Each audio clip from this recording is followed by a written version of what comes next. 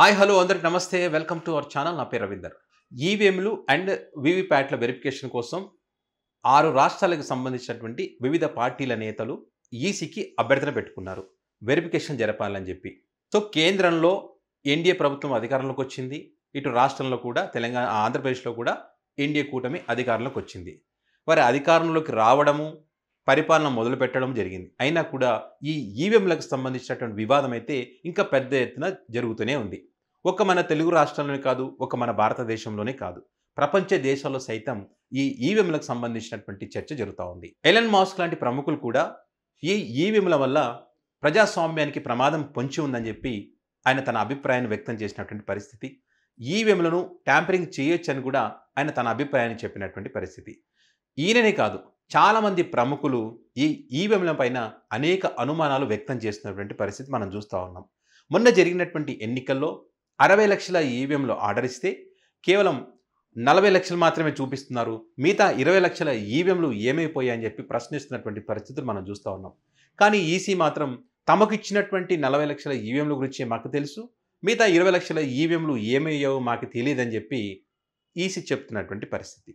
So ఈ రకంగా ఈ ఈవీఎంలకు సంబంధించినటువంటి చర్చ పెద్ద ఎత్తున జరుగుతూ ఉంది. ఎలక్షన్ అయిన తర్వాత ఈసీ ఇచ్చినటువంటి లెక్కలు ఏవైతే ఉంటాయో పోలింగ్ శాతానికి సంబంధించి, కౌంటింగ్ శాతానికి సంబంధించి ఆ లెక్కలు చూస్తే అనేక అనుమానాలు ఉన్నటువంటి తరుణంలో మరి వివిధ రాష్ట్రాలకు చెందినటువంటి పార్టీ నేతలు, ఆ అభ్యర్థులు పోటీ చేసినటువంటి అభ్యర్థులు అయితే తమకు అనేక అనుమానాలు ఉన్నాయి కొన్ని పోలింగ్ బూతులలో అని చెప్పి వాటిని మరి ఈవీఎం తర్వాత వీవీప్యాట్లో వెరిఫికేషన్ చేయాలని చెప్పి మరి ఈసీకి అప్లై చేసుకున్నటువంటి పరిస్థితి.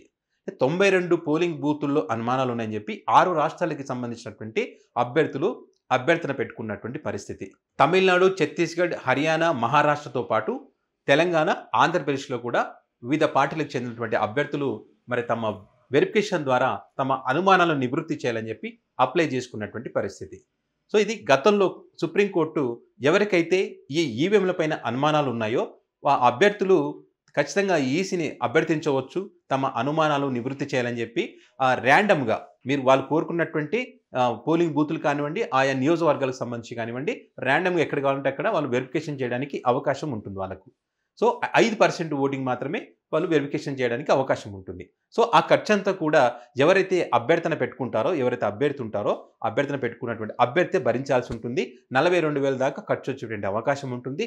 ఇదే కాకుండా మరి ఎవరైతే అధికారులు వస్తారో ఆ అధికారులకు సంబంధించినటువంటి ట్రావెలింగ్ ఖర్చు అనుకోండి, ఇక్కడికి వచ్చినప్పుడు ఆ వ్యవహారం అంతా జరుగుతున్నప్పుడు ఆ విద్యుత్ ఖర్చులకు సంబంధించి కానివ్వండి, ఇవన్నీ కూడా ఆ అభ్యర్థి భరించాల్సి ఉంటుంది. ఆంధ్రప్రదేశ్లో ఒంగోలు, విజయనగరము, తర్వాత బొబ్బిలి ఈ నియోజకవర్గాలకు సంబంధించి కొన్ని పోలింగ్ బూతుల్లో వైసీపీ తమకు అనుమానాలు ఉన్నాయని చెప్పి ఈసీని కోరినటువంటి పరిస్థితి. ఆ తర్వాత తెలంగాణ రాష్ట్రంలో చూస్తే కనుక జహీరాబాద్ పార్లమెంట్ పరిధికి సంబంధించి నారాయణ ఖేడ్ అండ్ అదేవిధంగా ఆంతోల్ నియోజకవర్గాల్లో కొన్ని పోలింగ్ బూతుల్లో ఇక్కడ కూడా వెరిఫికేషన్ జరిగేటువంటి అవకాశం ఉంటుంది. అండ్ కొన్ని పార్టీలకు ఏంటంటే కొన్ని పోలింగ్ బూతులు సాలిడ్గా ఓట్లు పడేటువంటి అవకాశం ఉంటుంది.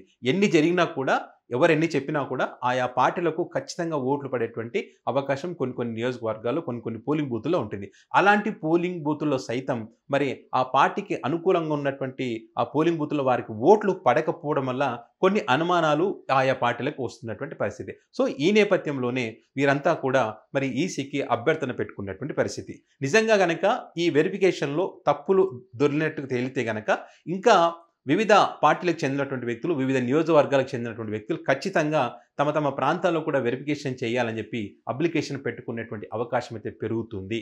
అది ఒక తెలంగాణ ఆ ఏపీలోనే కాకుండా భారతదేశం మొత్తం కూడా ఆ రకంగా జరిగేటువంటి అవకాశం ఉంటుంది. ఒకవేళ అలా జరిగితే కనుక నిజంగానే చాలామంది ప్రముఖులు అన్నట్టు ఈవీఎంల ద్వారా ప్రజాస్వామ్యానికి ప్రమాదం ఉంది అనేటువంటి ఆ అభిప్రాయాలు బలపడేటువంటి అవకాశం ఉంటుంది. భవిష్యత్తులో ఈ ఈవీఎంలను పక్కన పెట్టి ఏదైతే పేపర్ బ్యాలెట్ పద్ధతిలో ఎన్నికలు జరగడానికి స్కోప్ ఉండేటువంటి పరిస్థితి ఉంది. సో చూద్దాం ఈ వెరిఫికేషన్లో ఏం తేలుతుంది, ఈవీఎంలకు సంబంధించి అనేది రాబోయే రోజుల్లో తేలుతుంది.